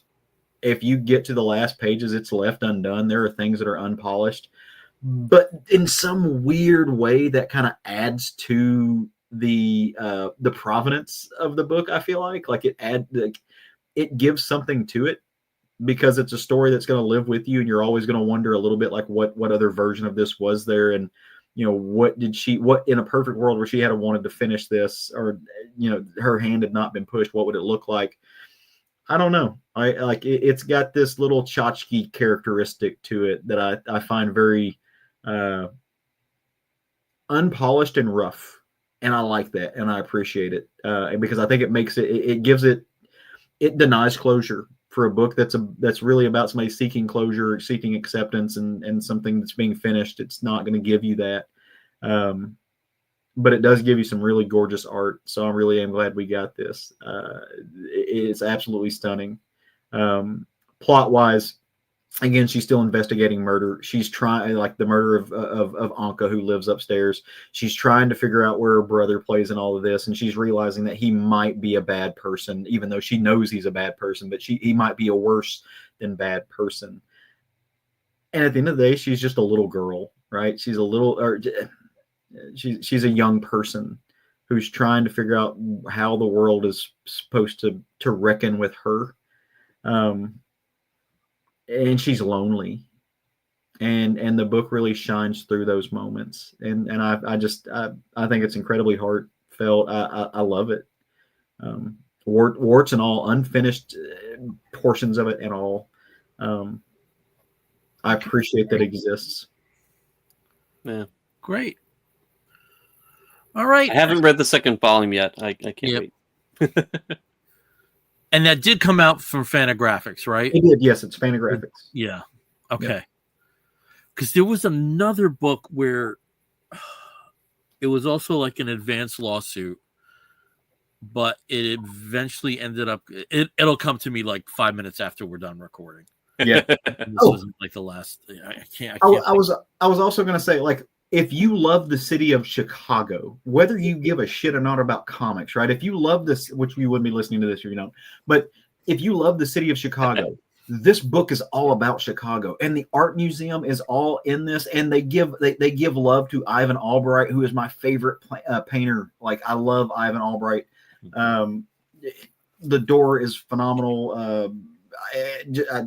Portrait of Dorian Gray, and then came Ida. All of it is just amazing, and they give a lot of love to spaces in Chicago about art, and I think that's amazing. So it's a very Chicago-centric book. That's interesting, because the very first tourist stop I ever went to in Chicago was the Art Institute, because of Le Grand Jatte, and because of Sunday in the Park with George, and that was my first tourist stop Yeah. So the first time I went to Chicago, I went because the American Gothic was there, and I was like, I want to go see this, and I saw the American Gothic, and I stood and looked at it and really appreciated it. But then I walked around the corner and I saw Ivan Albright's The Door, and I'm not joking. Like, my life kind of changed in that moment. Like, it's a very visceral experience. I fell in love and became just a huge fan of everything Ivan Albright did. I'm pissed because I don't have a giant coffee table iron Ivan Albright book.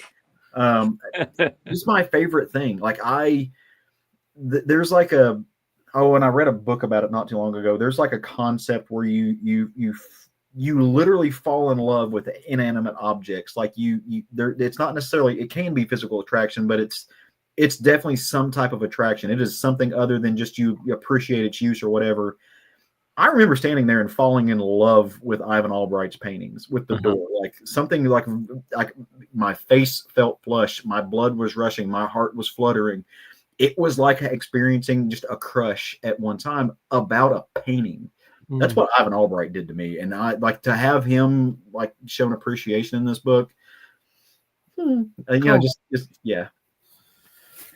All right. Well, we're going to start wrapping this episode up, and on our way towards the end, we have 2 segments, but the first one is where we show off our Geek Gets, things that we've picked up over the last 2 weeks that qualify somewhere within the orbit of geekdom. Steve, did you pick up anything along those lines today? Why, yes, I did. Look, I've got Your Friendly Neighborhood Spider-Man, which is a poster for the Marvel animation series that starts next year. I think it actually starts at the end of January. Yeah. And it's a new sort of like a new version of Spider-Man for Marvel animation. And also, I did want to kind of point these out. McDonald's, for their Happy Meals, have been providing multiple toys. I guess they're these little pet simulator things that look very bizarre and come with stickers. Well, guess what? I got 3 of them, so you guys are also getting 3 of them. Because they come with 2 in a pack, so you guys are getting. But yeah, those are my Geek Gets. Okay, Caleb, how about you? So my Geek Get, I actually am going to throw a curveball. I had a record I was going to talk about, and then something came in that I was excited about. And I didn't even really buy it for me, but I'm really excited about.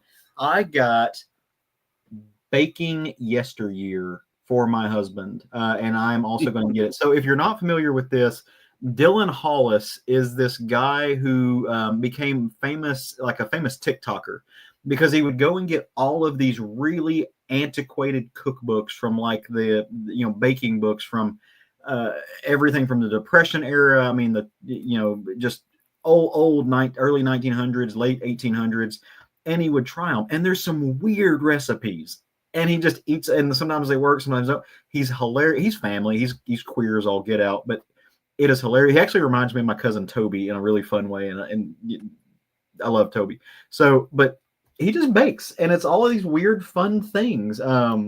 Chocolate sauerkraut cake, like what? Why? Chocolate mayonnaise cake from where it usually tells when it was made.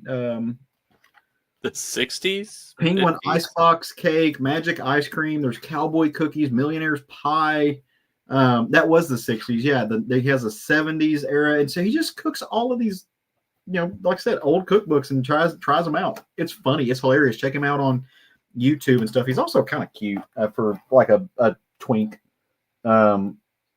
So it's fun. I'm really excited about these. I actually want to try some of these. Yeah. Oh, yeah. No. Our friend Victor Rose says he loves his expressions. Yes, and he has these little, like milk is moo juice when he's doing like he's throwing all the rest. He's like moo juice. It's funny. He's got great mannerisms. Really entertaining. Cool. But it's also very fun. So I can't wait to try some of my those. other half also follows him. Oh, real nice. Yeah. Very cool. Yeah. Roger got me hooked onto him, and I'm like, I like this guy. It's fun. It's right. It's pleasant, and I think that's pretty cool. Okay, cool. For my Geek Gets, I'll pick up where you left off and do some music ones. We were talking before. I've become very good friends with Glenn Pavan of Gay CDC, and he was visiting family this week, so we spent the day traveling around, and I had a birthday. It's so to the point where we're now exchanging gifts, and he had a Christmas gift for me, and I had a Christmas gift for him, and mine is not exactly appropriate for the holidays, but that seems to be kind of tied in with other material that we've talked before about on this show, this particular show. As much of a music fan as I am, as you can see back here, I'm not always the most perceptive when there are reissues that happen. You can see the beautiful Beatles box sets I have. That's stuff like that. I'm always up on, but not for every group. So in 2007, Joy Division offered up enhanced versions of their 2 studio albums in the Still collection, and Glenn provided me with the Unknown Pleasures, T-shirts of a lot of girls who don't know what they're wearing. So with this particular graphic, but it has a full live show from the factory in Manchester in late 1978, which would have been just before Unknown Pleasures came out. Still in its rep, but at some point during the holidays, after I've hid the razor blades, I will be listening to this. They were a lot of contemporary indie music starts with them. I think that's undisputed. So that, and then another book, and this is also like not exactly a happy story, but I'm happy I got this book. One of the local stores had a Beatles event, and one of elements of the event was a kind of a lecture, kind of a discussion from Kenneth Womack, who is a somewhat local college professor, and he's written a number of books about the Beatles and inhabitants in their orbit. And this book, Living the Beatles Legend, it's the untold story of Mal Evans. Mal was their principal roadie, and both Mal and Neil Aspinall were 2 people who were there pretty much for the entirety of the Beatles' existence, from Liverpool to their success. They were some of the last employees of Apple, and Mal's life took a weird turn in the 70s. He had discovered the group Badfinger, who were signed to Apple, and was their manager, but that eventually kind of got taken away from him in a really sleazy and surreptitious way, and he ended up dying by the term that's developed for it is suicide by cop, where you basically inflame a situation and there's no way out apart from law enforcement opening fire because you've threatened them, and in this case he threatened them with an air rifle after a very weird standoff at the apartment he was living in Los Angeles. But what preceded this is the real tragedy, because he just sounds like such a fun guy. I mean, he was their protector. The original line in Let It Be was Mother Malcolm comes to me instead of Mother Mary. Because he kind of mothered them. He made sure that they were taken care of, which is much more important when they were a touring band.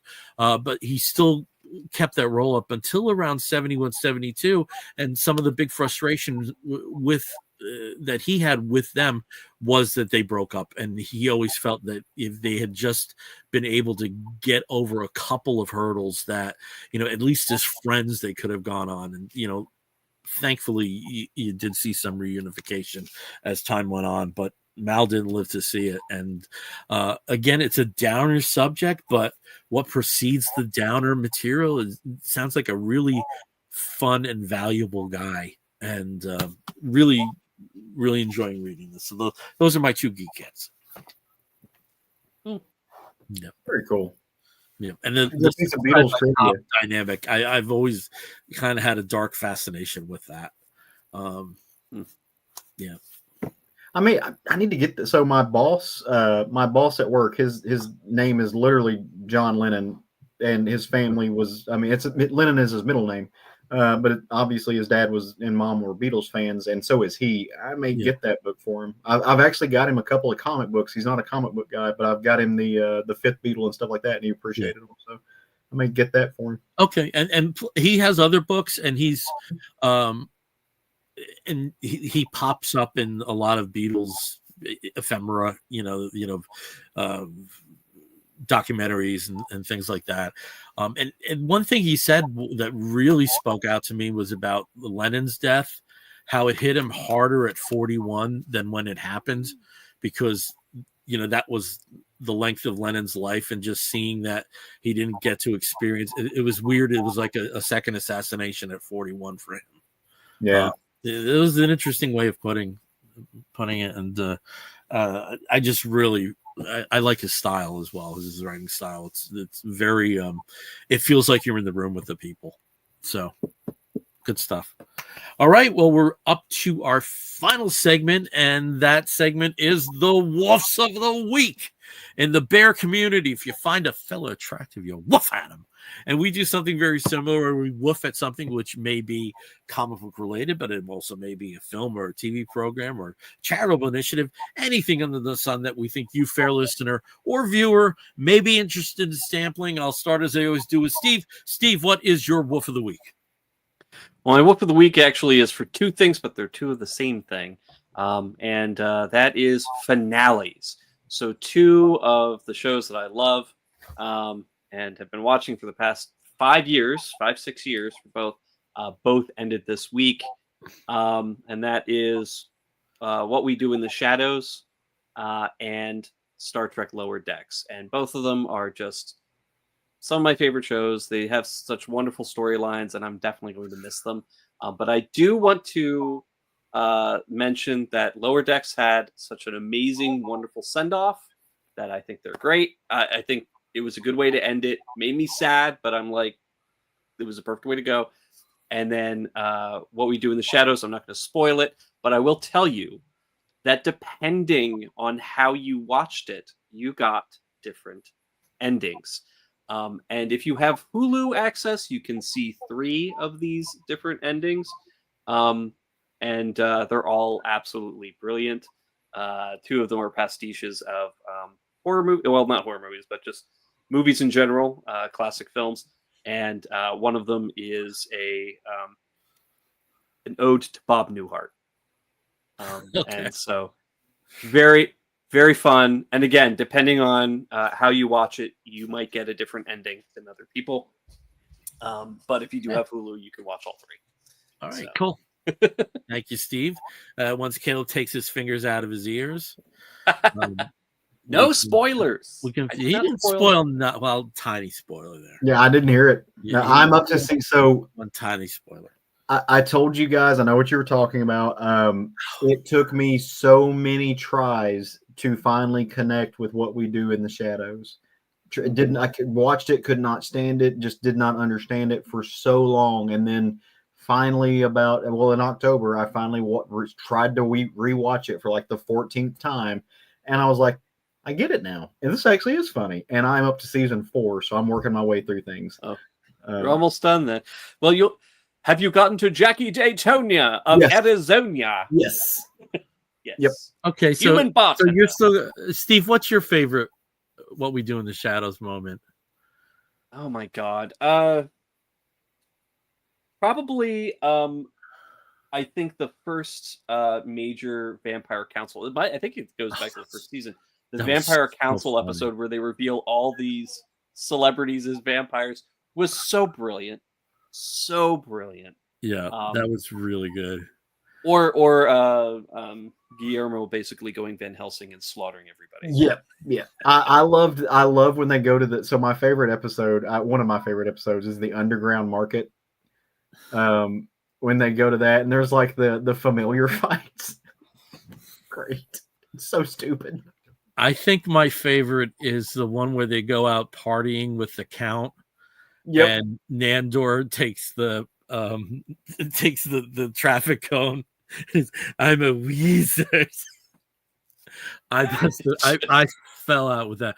I think Rob's favorite was the one where Nandor, there's that culty group that temporarily loses their vampirism. Mm-hmm. With, was it Kree Summer or Ray Don Chong? I forget who it was. That's the one. Yeah. And when she starts escorting people out into the sunlight, that's Rob's favorite. Come on. I both hate and love Colin Robinson. Oh, he's brilliant. Yeah. And his relationship with Evie. Kid Colin Robinson. But dude, there's some so another favorite episode. It's like when Laszlo is basically the dad, like is like trying to be trying to be a dad to Colin Robinson, and I'm just like what? Like I'm just like, but then he's Laszlo. When they're trying to get him into private school and they can't figure out which one's going to be the parents. I'm just laughing the entire time. It's so well done. And when you finally get to the last episode, there is just so much great stuff in there. Yeah, they stuff in so much. And the first one with the doll version of Nadia. Yes. It's just so many funny things. All right, well, I'm gonna miss that show. All right, over to Caleb. Caleb, what is your Wolf of the Week? So my Wolf of the Week is also going to a television show. Again, I struggled with this one because it's been a long week, and also last episode of the year, I was like, let me do something great. But I'm like, the thing that I've been enjoying the most is just sitting down with my hubs and watching Dune Prophecy. This show is fantastic. If you like the Dune mythos, it's Game of Thrones set in the Dune world, right? Like it just is really fun. It's showing you all of the intricacies of the family. It shows you who and what the Bene Gesserits can be, what they are.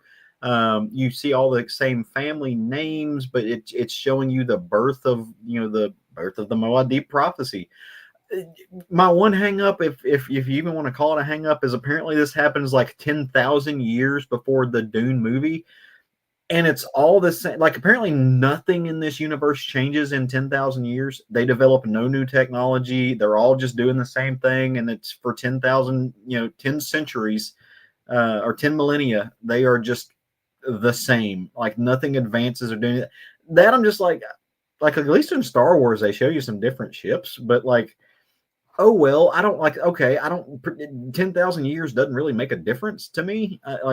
Maybe generationally, but it's really good. It is the way that this show is being ran, and just the subterfuge of the show is fantastic. And you also like Travis Flimmel, who plays Desmond Hart. He's also from, I think, Vikings was where he got his first big break in. Dude is good, and dude plays like sexy, crazy, cool real well. I like him a lot in this, and has that kind of like biker swagger, you know what I mean? I like him a lot. You should watch Raised by Wolves. I've heard I've heard Travis. Wait, no, is that the one with the robots? Mm-hmm. I've seen it. I've seen it. Yeah, it threw me off. Was not expecting it to be what it was. Yeah, no, we watched that and I was like, huh. Yeah, he just likes to show up in religious epics in sci-fi, and it works really, really well. But no, the show in and of itself, you really do appreciate the characters. It's Game of Thrones in Jodorowsky's world, or with that visual. So Frank Herbert's legacy lives on. I think it's really great, and it's coming out week by week. So it's it's making you wait for it, which is really fun. So Raj and I have a really good time talking about it. So go check it out. Cool. All right. For my Wolf of the Week, I do have something that is Christmas themed. Steve, if you can put up a graphic. This just came out on Netflix in the United States and the BBC over in the UK. I'm not sure what their streamer situation is, but I do believe it's in Netflix for Canada. So many people may have access to this. It just came out. Wham! Last Christmas Unwrapped. In 2023, there was a full Wham! Documentary that also appeared on Netflix. And in some ways, this is kind of a follow-up. It takes a very focused look on their song Last Christmas, goes into the recording of it, goes into the chart situation where I was very surprised they didn't mention Frankie Goes to Hollywood, because Wham and Frankie were kind of neck and neck in '84 with the number ones. So for some reason that was never mentioned. But Last Christmas was going to be their final single release of the year. They had 3 number ones, counting George's Careless Whisper and the band's Wake Me Up Before You Go and Freedom. And they made a video. Everybody in the video, apart from the lead actress, was somebody within Wham's circle of friends. And it was so touching. It was so touching seeing friends reunite, because as they made a point of stating within the show, George kept this group of friends going together, until his death. And they kind of dissipated a little bit after that happened. So, seeing Andrew and the backup singers Pepsi and Shirley and the other people going back to the Swiss town where the video was recorded, and everything that they experienced during that reunion, it was a really well done show. Last Christmas did not hit number 1 in 1984 when it was released, because it was also turned out to be the same season as Do They Know It's Christmas by Band-Aid, which was a benefit record. Something that a lot of people don't know is Wham's royalties for Last Christmas also went to the Band-Aid Trust and continue to do so to this day. Last Christmas finally did become a number 1 in 2020. So, of all times, that's so interesting. Just hold on. If you were worried about getting Wham again and going to Wham Holla, wait till after wait till the season, see if you make through. I was out on like December 3rd. It was like I'm still in the game. I haven't heard, at least I don't think I've heard it yet. I haven't caught myself listening, but like getting like, oh, like there's that, like I think I'm still surviving. I don't know how. Yeah. Well, we won't hum a few bars. Also, covers don't count. Jimmy's World or the other, So James figured out, hey James, just saw that it's available on Netflix Brazil. So if you're in Brazil, it's on Netflix. Going to the queue right now, and also whoever retouched that picture should be flayed. It is interesting because George is missing most of his index finger for some reason. So, but also the light looks very weird. This is taken from an actual photo session. But played around here, but the basis of it was taken from an actual photo session, and there's some goofy looking pictures. And Steve, you said your husband watched it and was also found it very. He did, yes. So for years he'd been doing the Wham Holla, like avoiding this song as long as possible. But this year he decided that wasn't important to him anymore, so he did watch this on your recommendation, actually, and loved it. Tears, everything was just very, very happy having seen it. So. No, it's really well done, and it's surprisingly touching. And also, with people who may be interested in the recording, George Michael is the only musician on the track. He programmed the drums, he played the keyboards. He didn't even let Andrew play guitar. He ended up doing the guitar. No, Andrew, no, let me do it. Andrew, no. Because he knew exactly what he wanted. And, he didn't get the number 1 that he really coveted, but it eventually happened.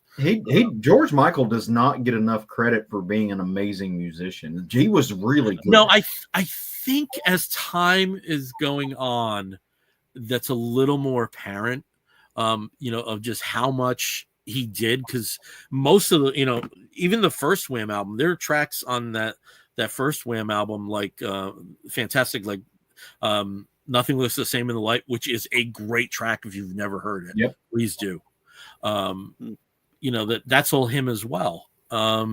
And it was cool seeing, somebody like David J. from Love and Rockets and Bauhaus saying, hey, this was a guy I kind of dismissed, and then ended up in a cab where Jesus to a Child was playing, and then from there, like, I became a great fan.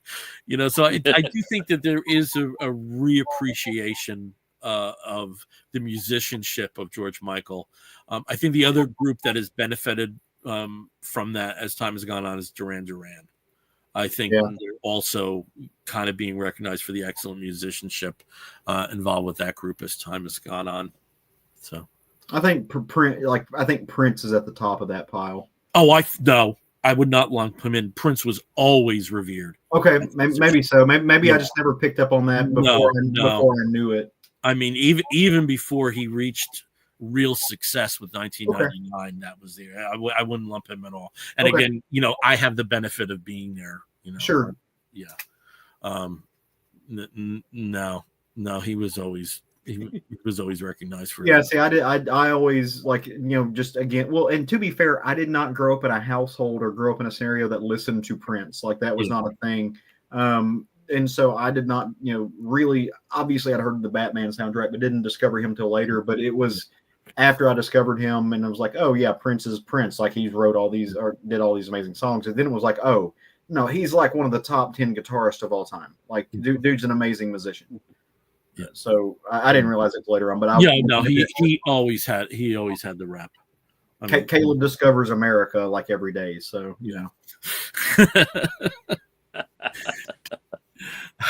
All right. Well, so we're wrapping this one up. Again, we are the Comic Book Bears podcast. You can find us on most of the social media as Comic Book Bears. You can find us on Facebook, however, as Comic Book Bears Podcast. If you joined us tonight through Facebook Live, thank you. If you were watching us a little later or contemporaneously through YouTube, thank you.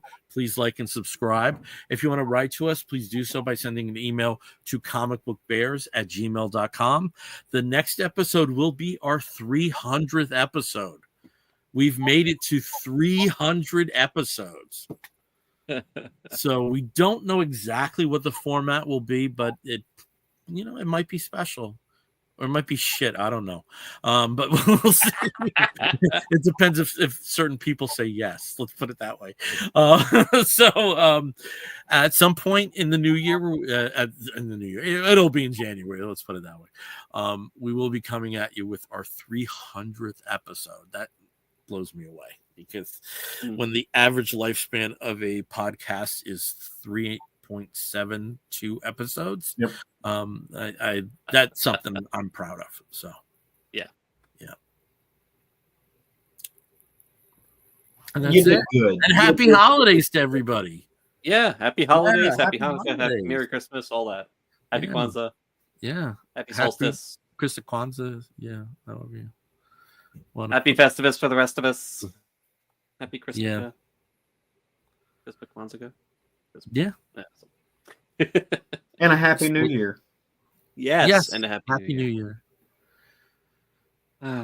Yeah, it's weird that it's we're going to 2025. This week has been a long year. And I just thinking, yes, we're headed into the second Trump administration, but Superman's going to save us. Yes. It almost feels like that right now. It almost does. Well, yeah. I guess do we have a woof and an explosion?